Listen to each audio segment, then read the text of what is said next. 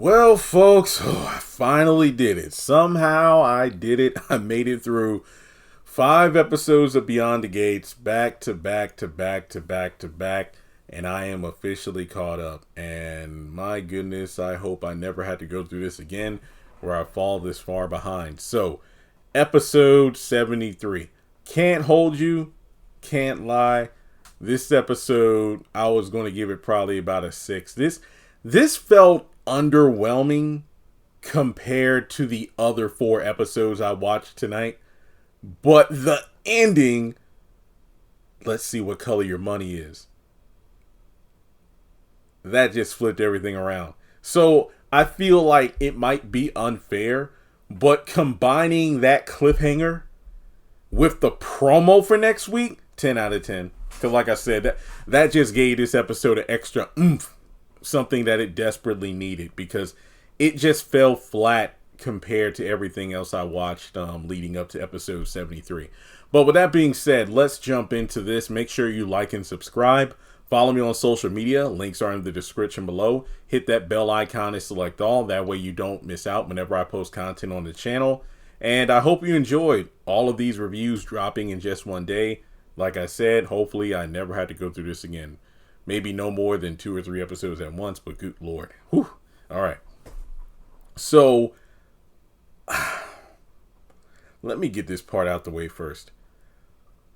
I have no idea why Derek thinks it's a good idea to propose to Ashley. This is nothing against her, and it's nothing against him.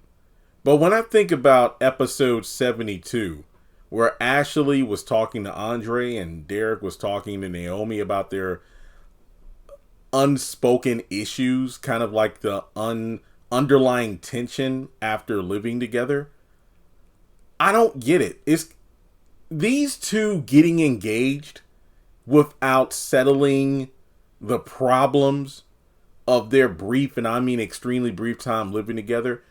In my mind, this is the equivalent of a couple, not even a married couple, but just 2 people dating or whatever, who lack communication. I wouldn't go so far as to say like abusive or anything like that, but I just think lack of communication. There's a lot of mistrust. Like, one person thinking the other person is cheating on them, and one person might be cheating on the other. They barely have any money, yet they think it's a great idea to have a baby together. Like, that's going to solve all their problems. I think I knew what this was when Naomi and Derek were at the diner. Ashley, to me, is like Candace from Phineas and Ferb. By the way, I have not seen the new reboot episode. Well, I wouldn't say reboot, but the series revival. I know on Disney Plus they uploaded new episodes. I gotta watch it sometime. But Ashley is talking to Andre at the hospital because in the last episode he couldn't go out to dinner because of the fact that he's out with the boys. But out of nowhere he texted Ashley saying, "You know what? Change your plans. Let's have dinner together." She is under the assumption that they're going to meet up in public to break up. She's immediately thinking the worst. Andre is basically saying like, wait, I mean, this is what you wanted. You're back together. You're going out. It's no big deal. And she's like, well, what would you do if you were in Derek's position? I mean, really? Yeah. What would you do? Well, if I had a woman like you, someone like you, I'd never let her go. And there's a moment where she's freaking out, and I like how Andre, touches her arm as a sign of like comforting her, but then he immediately pulls back after realizing what he's doing. And like I said, she's just over. You know what? I'm going to go home. I'm going to shower, put on makeup, look like $1,000,000, so that way I look fine even after he breaks my heart. And I honestly don't really have a lot to say about Naomi and Derek at the diner. It's kind of like they cut away so many times. It's just like, are you sure you want to do this? I mean, this is a huge jump. I mean, if it wasn't a proposal, my other thought was, let's move in together someplace else. Because seriously, I honestly don't know why Naomi would co-sign this. I mean, she does wish him luck, but as a friend, I'm like, do you really think proposing is the best option? It just seems like a Hail Mary attempt to put a band-aid on a broken limb. Why would you look, maybe it's because my ass has been single for so long, nor I've never been engaged or married. Maybe somebody who is in that position can give me insight, but I don't think it's a smart idea. If you and another person can't agree on the little things, I don't think marriage is going to be an insta fix. I just think that's just going to make things even more difficult. Because if you can't live with somebody as a couple, then why the hell would you even agree to get married? I don't even know if she accepts the proposal, because fast forward to that night, she shows up looking pretty good. I ain't gonna hold you. She shows up to Uptown, and she's immediately assuming the worst and freaks up Derek's speech. And then at the end of the day, but he gets on one knee, and we don't get her reaction. Well, we get her reaction, but we don't get an answer. And I'm going to assume she will accept the proposal, but it's crazy because in the promo for next week, she seemingly wakes up, in bed, and Andre's there shirtless, and it's like, I'm thinking she says yes, but then she's going to be thinking of Andre, and it's like, ooh, that's what I think. Now, yeah, that's pretty much like the, one of the lesser storylines of the episode. So, from there, the episode actually starts off with Tomas helping Kat and Chelsea move into their new, office area. And Danny comes in, and smooth Tomas catches her when she trips over herself. And, they officially meet, and, she tries to, suggest he model. And he's like, oh, no, I work at a firm. And she immediately is like, wait, you work for Bill? Mm-hmm. So after Tomas leaves, she immediately is like, can he be trusted? Is he nice to you? Oh, yeah, he better watch out. So from there, they try to work out an arrangement with Danny. It's like, so we'll pay rent. And it's like, no, I don't want anything in return. No, we don't want a handout. Well, let me take this picture to put in my office of the modeling agency. One of the photos from, Chelsea when she was modeling her and Danny together. But Chelsea, in a very sweet scene, says, no, I want to keep it to, remind me of the woman who inspired me and whatnot. I thought that was pretty cool. Now, immediately after hearing that they want to redecorate and whatnot, Danny goes into full-on Danny mode, rattling off all the ideas she wants. But Kat and Chelsea give her a look. She's like, oh, yeah, I'm doing that thing again. And they mention how they wanted to move together, close by, because their home office would be not even 100 feet away from Danny. Basically, it's like, let us fly and do our own thing, but we want you in our close basically, we want you in orbit. So whenever we need you, you're right there. So Danny does appreciate that. And kind of like with Andre realizing, ooh, I'm touching Ashley's arm, Danny stops herself from mom-majuring it up, that kind of thing, where she basically takes over something. So the fact that they still want her involved, but still let themselves have room to grow, I think is a good compromise. So they take a before and after picture of, the office space, which they did a quick job, organizing. So that was pretty cool. So then Danny dips out, and Bill is at the hospital, and he wants out. I mean, that's literally been his whole theme this week. Let me out of here. I'm fine. No, you're not, Bill. So Dr. Madison is like, nah, bribery and all that stuff. Your money's no good here. Tell that to the insurance company. That was funny. That was funny. But Haley, basically says, I have tactics to keep them calm, and they're Bill exclusive. So, I will admit, this was a pretty sweet montage, except for the first photo. Here's what I mean. So after the doctor leaves, Haley has a projector, and at first I thought, damn, is this seduction? But no, she actually has a slideshow. And she first shows a photo of when they're in the office and Bill is giving her a look. And it's like, ooh, it was that moment I knew that you were attracted to me. On the one hand, this is supposed to be romantic, but another, it's like, you're celebrating the moment this man chose to have an affair. I can't get down with that. But for the sake of his health, I did like the moments they, like from the wedding, even though she does address like certain moments of that day I like to forget. Then from their honeymoon, that only lasted a couple of days.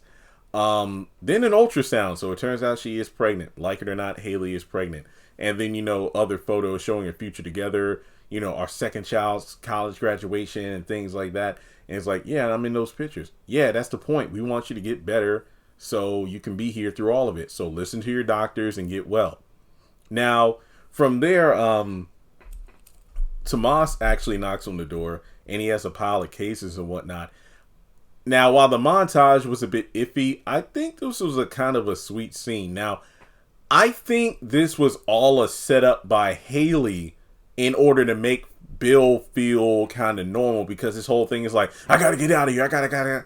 But I think Tomas coming over with that big pile of cases is to show Bill that, hey, you know what? While we're hanging in there, we still need you. So I feel like, this is my interpretation of it. I think Haley got Tomas to do this in order to be another motivator for Bill. Hey, we need you to listen to the doctors. We need you to go through this rehab. We need you to get better because I need you, our child needs you, and the firm needs you. So I think that's what was going on. So after Danny left Kat and Chelsea, she mentioned she was going by the hospital. And she runs into Tomas and basically has a moment. It's like, Kat's my niece. You hurt her. You deal with me. Okay. So then she walks in on Haley and Bill, and it's really awkward because they're laying in the bed together, and she like just turns on the lights. And this was probably the only time this week where I was like, Danny, you're doing too much. Because in my other 4 reviews, I'm like, look at Haley. Look at Haley just been out of shape because Danny and Bill have a connection. But this was the one moment this week where I'm like, Danny, you didn't need to come over here this time around. So she's literally giving an update on Chelsea. But to her credit, she's like, hey, I didn't know you two were being comfortable. I was just going to give you an update on Chelsea, but I'll leave. Oh, no. It's an update on my daughter. Let's hear it. And then Danny just has diarrhea of the mouth, going into detail about Chelsea moving in and being, her and Kat and wanting her involved with the fashion thing. And the look on Haley's face just says it all. It's like, ugh. This was the only time this week where I'm like, I can low key see why Haley would be disgusted. But yeah, that was pretty interesting. Now, speaking of interesting, Chelsea is having a brief conversation with Madison over the phone. It's gotten to the point where it's like, so what you wearing? And she invites her over to their new office space. So then from there, Chelsea and Kat talk about their respective love interests about Tomas and Madison. And Kat is like, you know what? I'm going to go see Jacob at the police station and leave a scarf on the door if you and the good doctor are getting busy. That way I know to give you space or whatever. So then Andre's like, woman, where are you? Huh? What? Yeah, I don't want anything. See you later. I can't believe it. Andre and my mom, they getting busy. So that's one secret allegedly out. Whoa. Then we get to the last thing to talk. Oh yeah, this will be my shortest review. Okay. Vernon and Martin meet up at the country club, and that white guy is still lurking around. Not really much to see here. So Vernon is, excited to show Martin about Anita. Apparently the rehearsals are going well, and it's just so awe-inspiring how in love Vernon is with Anita, because just seeing her on stage again with the rest of the girls, it's giving flashbacks to like when they first met. And that's when Martin reveals the whole nightmare thing, but even worse are these flashbacks occurring when he's awake. And I talk to my mom, and Vernon's like, what in the world? What are you doing? This was like when Vernon confronted Martin after finding out about his bid to run for office, the White House. It's like, are you out of your damn mind? That's essentially what this moment was about. And essentially he's like, look, keep it on the DL. Keep it in, just keep your mom out of this. Don't tell anybody. Yeah, my mom recommend I speak with some shrinks. I'm not going to do that. Good. We've made it this far. Keep it quiet. It's not going to work, Vernon. This is killing this dude on the inside. So eventually Anita calls in and Vernon goes out to get better service. And then that's when the white dude, whispers in the ear, let's see the color of your money. And then that's when the episode ends. So yeah, that's pretty much all there is to say. Let me just double check my notes because I don't want to make it seem like, dang, Jeremy, you did such a great job on the other 4 reviews, but then you just kind of speed ran this one. But no, like I said, this episode was kind of meh. It wasn't as good as the other 4, but like I said, just the setup for Martin's secret and the promo for next week escalated this to new heights, in my opinion. Yeah. Okay, well, with that being said, let me know your thoughts in the comment section below. And if you watch all 5 reviews, and I mean all the way through, you're appreciated. And thanks for the patience.